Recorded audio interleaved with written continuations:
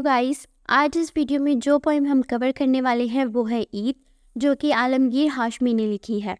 Poem को अच्छे तरीके से डिस्कस करने के लिए मैं इस पोइम को डिफरेंट सेक्शंस में डिवाइड करूंगी।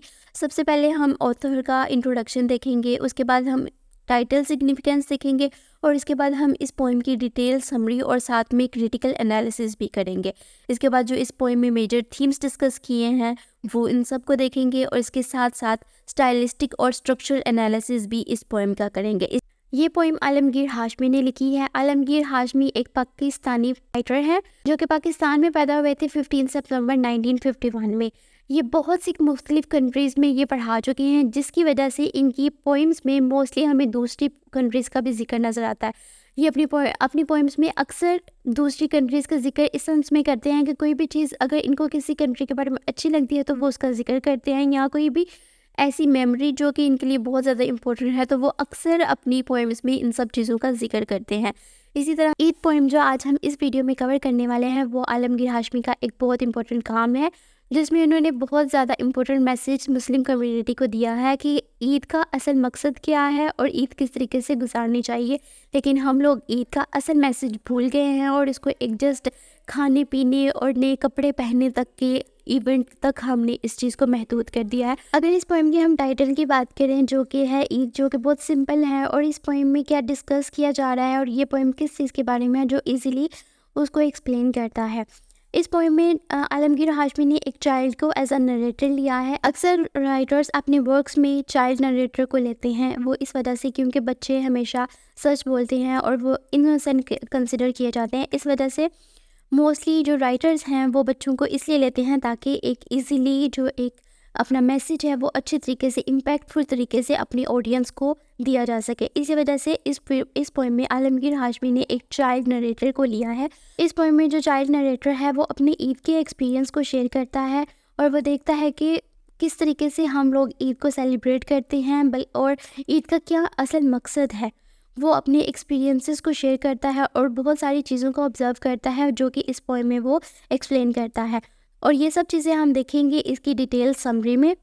Perhaps Eid is more than a vermicelli thing I was born to believe। In lines में वो कहता है कि ईद का मकसद जो है वो सिर्फ और सिर्फ स्वीट डिशेस बनाना नहीं है, बल्कि ईद का मकसद इन सब चीज़ों से बढ़कर है। अक्सर हमारे पाकिस्तान में कल्चर है कि छोटी ईद पे हम लोग स्वीट डिशेस बनाते हैं, सवैयाँ बनाते हैं, खीर बनाते हैं। तो वो इन लाइंस में कहता है कि नहीं, ईद का मकसद सिर्फ ये नहीं है कि ईद पे सिर्फ स्वीट डिशेस बनाई जाएं, बल्कि ईद का जो मकसद है इन सब चीज़ों से कहीं बढ़कर है।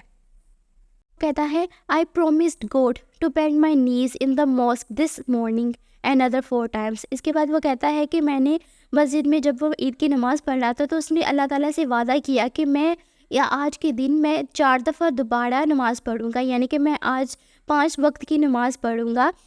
माई fellow knee benders raised offer tree to cushion the prayer keeper so expire the neglect he suffered on the wooden bench. इन लाइन्स में कहता है कि मेरे जो फेलो बेंडर्स थे, यानी कि जो मेरे साथ नमाज़ पढ़ रहे थे, वो सब क्या कर रहे थे कि वो सब ईदी को पैसे जमा कर रहे थे। जैसे कि हमारे यहाँ रिवाज है कि ईद के मौके पर छोटे बच्चों को और इन सब चीज़ों को जो भी हमारे लिए काम करते हैं, मुलाजमीन हैं, उन सबको हम ईदी देते हैं। तो इसी तरीके से वो कह रहा है कि जो मेरे साथ नमाज़ पढ़ रहे थे, यानी कि मुझसे जो बड़े लोग थे, वो सब पैसे जमा कर रहे थे, किस लिए कि ताकि वो जो मुल्ला है उसके लिए जो प्रेयर कीपर था उसको कुशन कर सके, जाके वहाँ पे कुछ नरम चीज़ लगा सके। तो वो कहता है कि वो लोग इस मकसद के लिए कर रहे हैं कि ताकि वो जो उसने पूरा रमज़ान वो जो अजियत उसने वुडन बेंच के ऊपर गुजारी, तो क्या वो इस चीज़ से वो उस अजियत को ख़त्म कर सकेंगे। वो कहता है कि हम वो जो मुल्ला था वो पूरा रमज़ान वो सख्त बेंच के ऊपर नमाज़ पढ़ाता रहा, तरावियाँ पढ़ाता रहा। तो इन लोगों को क्या लगता है कि अगर ईद के मौके पर वो जो उसका जो जहाँ पे वो नमाज़ पढ़ाता है, अगर वो उसको थोड़ा सॉफ्ट कर देंगे या उसके नीचे कुशन लगवा देंगे तो क्या इससे उसकी वो अजियत ख़त्म हो जाएगी। हमारे यहाँ पे इस चीज़ को वो क्रिटिसाइज़ करता है कि यहाँ पे हमारे जो पाकिस्तानी कल्चर है उसमें ये समझा जाता है कि जैसे ये जो मुल्ला है, ये जो मौलवीज़ हैं, इन सब का कोई हक़ नहीं है। ये लोग तो इन लोगों को अज़ियत मिलनी चाहिए क्योंकि ये तो है ही इस काबिल, क्योंकि वो दीन की राह में चल रहे हैं। लेकिन ऐसा नहीं होना चाहिए, हमें अपने जो फेलोज़ हैं उन सब का ख्याल रखना चाहिए। इसके बाद वो कहता है outside the beggars button hold us, eat could not anchor in their code dry cheeks. इसके बाद वो कहता है कि मैं मस्जिद से जब बाहर निकला तो मैंने क्या देखा, जो बेगर्स थे वो हमें हमें खींच रहे थे, वो ज़िद कर रहे थे कि हम उनको दें। वो कहता है कि मैंने ऑब्ज़र्व किया जो ईद थी, क्योंकि ईद का सामान था तो हर तरफ लोग अच्छे कपड़े पहने हुए थे, साफ़ सुथरे थे, लेकिन मैंने ऑब्ज़र्व किया कि ये जो बेगर्स थे इनके जो गाल थे वो अभी भी ऐसे गंदे थे, जैसे कि एक जो कोट ड्राई होता है वो एक वेलवेट का स्टफ़ होता है जो बहुत ज़्यादा रफ़ होता है। तो वो जो बेगर्स की चीक्स थी उनको इस कोट ड्राई वेलवेट के कपड़े के साथ उसको कंपेयर कर रहा है। तो वो कहता है कि मैंने ऑब्ज़र्व किया कि हर कोई साफ़ सुथरा था, लेकिन ये जो बेगर्स थे इनकी जो चीक्स थी वो अभी भी साफ़ नहीं थी। मुझे ऐसे लग रहा था जैसे कि वो ईद को सेलिब्रेट नहीं कर रहे। इसके बाद वो कहता है how can these spilling shapes be bolted out from the face of the morning, I have left behind my blotting paper the last day at school, the master said in holiday there was no danger of staining, I was convinced. इसके बाद वो plotting paper की example लेता है। वो कहता है कि इन जो बैगर्स हैं इनकी जो कोट ड्राई चीक्स हैं, जो स्प्लिटिंग शेप्स हैं, इनको कैसे साफ़ किया जाए ताकि ये लोग भी ईद को एंजॉय कर सकें। ब्लॉटिंग पेपर क्या होता है, ये एक पेपर होता है जो कि इंक स्टेन्स को रिमूव करने के लिए यूज़ होता है। तो वो कहता है कि जो मेरे पास ब्लॉटिंग पेपर था वो तो जब मुझे छुट्टियां हुई तो मैं उसको स्कूल में ही छोड़ आया था, क्योंकि मेरे मास्टर ने कहा था कि जब छुट्टियां होंगी तो उसमें कोई भी कहीं पे स्टेन का कोई ख़तरा नहीं होगा। तो और मैं इजीली वो मान गया, इस वजह से मैं जो अपना वो ब्लॉटिंग पेपर था मैं उसको स्कूल में ही छोड़ आया। इस स्टैंजा में जो ब्लॉटिंग पेपर है वो एज अ सिंबल भी यूज़ किया गया है। ब्लॉटिंग पेपर से मतलब ये है कि जो हमारे इस्लामिक टीचिंग्स हैं कि हमें चैरिटी करनी चाहिए। तो वो कहता है कि जो हमारी इस्लामिक टीचिंग्स हैं अगर हम इनको फॉलो करें तो हम ये जो हमारा बेगर्स है, जो क्लास डिस्टिंक्शन है कि लोग भीख मांग रहे हैं, जो एक सोशल एविल है हमारी सोसाइटी में, तो हम इसको रिमूव कर सकते हैं। तो वो जो ये ब्लॉटिंग पेपर है इसको कंपेयर कर रहा है इस्लामिक टीचिंग्स की, कि हमारा जो इस्लामिक कल्चर है, जो हमारी रिलीजियस वैल्यूज़ हैं वो हमें सिखाती हैं कि ईद के मौके पे हमें जो हमसे कम अमीर लोग हैं या कम दर्जे वाले लोग हैं हमें उनको नहीं भूलना चाहिए, हमें ईद के मौके पे उनको देना चाहिए। ईद का मकसद सिर्फ ये नहीं है कि हम नए कपड़े ख़रीदें या फिर हम जो है कोई नई अच्छी अच्छी डिशेस बनाएं, बल्कि हम ईद का मकसद ये है कि जो हमसे कम दर्जे वाले हैं उनकी हेल्प की जाए, उनको पैसे दिए जाएं और उनकी ताकि वो लोग भी ईद को अच्छे तरीके से एंजॉय कर सकें। सो यहाँ पे जो ब्लॉटिंग पेपर है वो एज अ सिंबल यूज़ हुआ है कि जो रिप्रेजेंट करता है हमारी इस्लामिक कल्चर, हमारी रिलीजियस वैल्यूज़ को। के बाद कहता है But question hovered like flies over the plate as we began to eat. My father said, "Wash them." I held the shining spoon to my mouth, looking for my face in it. तो इसके बाद वो अपने घर की situation बताता है कि जब वो घर पे था तो वो खाने के लिए बैठे थे, तो जो उसने आज सारा दिन ऑब्ज़र्व किया था और उसका जो एक्सपीरियंस था मस्जिद में, तो वो उसको अभी तक भूल नहीं चुका था।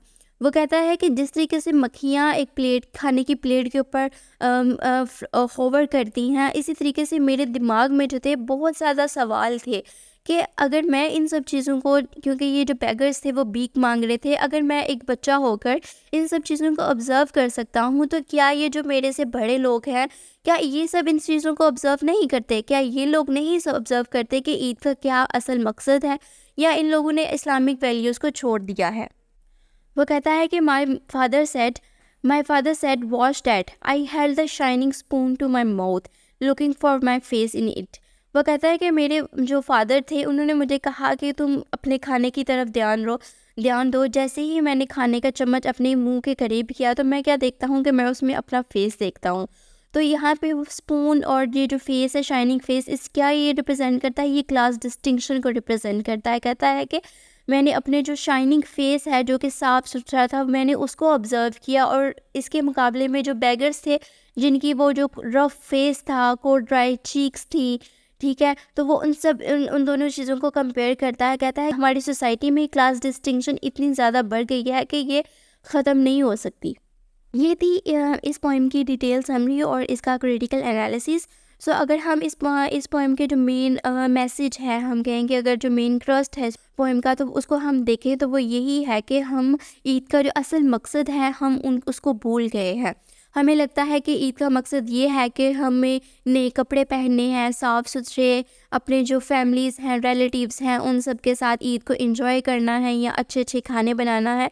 बल्कि नहीं, जो हमारे रिलीजियस वैल्यूज़ हैं वो हमें सिखाती हैं कि ईद के मौके पर जो हमारे से कम दर्जे वाले लोग हैं, हमें उन सब का ख्याल रखना है, उन सब की हेल्प करनी है ताकि वो भी अच्छे तरीके से ईद को एंजॉय कर सकें।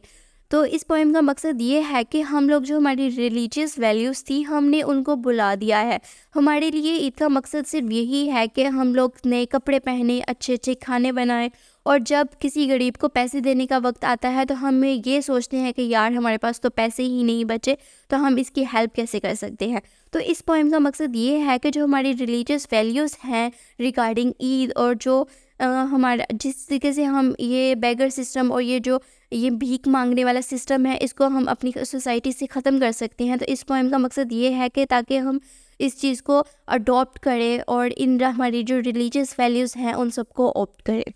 और हम इस पोएम के जो मेजर थीम्स हैं जो इस पोएम में डिस्कस किए गए हैं, तो सबसे पहला है क्लास डिस्टिंक्शन, जो कि इस पोएम में जो है बिल्कुल हाईलाइटेड है कि एक तरफ अमीर लोग हैं जो कि एक अच्छे तरीके से ईद को सेलिब्रेट कर रहे हैं, उसके साथ दूसरी तरफ जो बेगर्स हैं जो कि जिनकी गाल रफ़ हैं, को ड्राई चीक्स हैं, जो कि एक अच्छे तरीके से ईद को एंजॉय नहीं कर रहे, वो दूसरे लोगों से, अमीर लोगों से ज़िद कर रहे हैं कि हमें हमारी कुछ हेल्प की जाए, क्योंकि लोगों ने खुद से तो उनकी हेल्प नहीं की, तो इस वजह से वो उनसे भीख मांग रहे हैं। इसके अलावा नेग्लेक्टेड स्ट्रेटा एक बहुत ज़्यादा इम्पोर्टेंट इस पोएम में थीम है कि हम लोगों ने जो किस तरीके से अपनी एक क्लास है, एक स्ट्रेटा है हमारी सोसाइटी में, हमने उनको निगलेक्ट कर दिया है। हम लोग बहुत ज़्यादा मटीरियलिस्टिक हो गए हैं।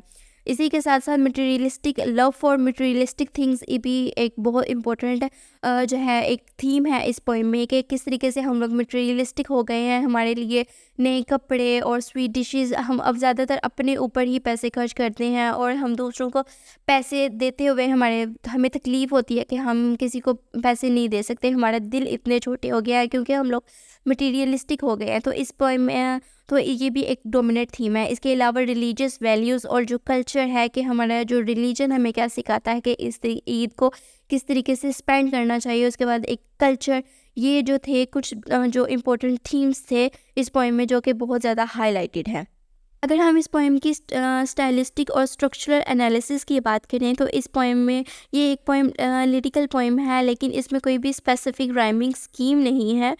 और इस पोएम में काफ़ी ज़्यादा इमेजरी को यूज़ किया गया है, जैसे कि ड्राई चिक्स, जो कि एक रफ टेक्सचर वाला जो फैब्रिक है उसको रिप्रेजेंट करता है। इसके बाद शाइनिंग, ये कुछ इसी तरह से इमेजरी को यूज़ किया गया है। साथ साथ इस पोएम में सिमिली का भी यूज़ हुआ है, जैसे कि questions hovered like flies over my plate.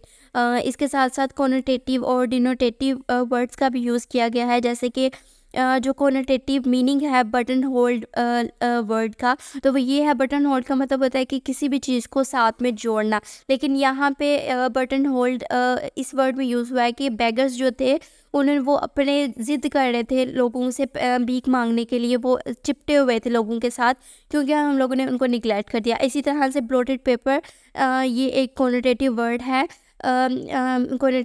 है, जिसका मीनिंग है कि इंक को रिमूव करना, लेकिन यहाँ पे डिनोटेटिव सेंस में यूज़ हुआ है कि ब्लोटिंग पेपर रिप्रेजेंट करता है हमारे जो रिलीजियस वैल्यूज़ हैं कि, और जो सिस्टम है कि किस तरीके से हम लोग ये भीख मांगने वाले सिस्टम को, जो हमारी सोसाइटी में एक सोशल एविल कंसिडर किया जाता है, हम इसको ख़त्म कर सकते हैं। तो ये थी आज की पोएम, और मुझे उम्मीद है कि आप लोगों को ये पोएम अच्छी लगी होगी और समझ भी आ गई होगी। तो मिलते हैं नेक्स्ट वीडियो में, तब तक के लिए अल्लाह हाफ़िज़।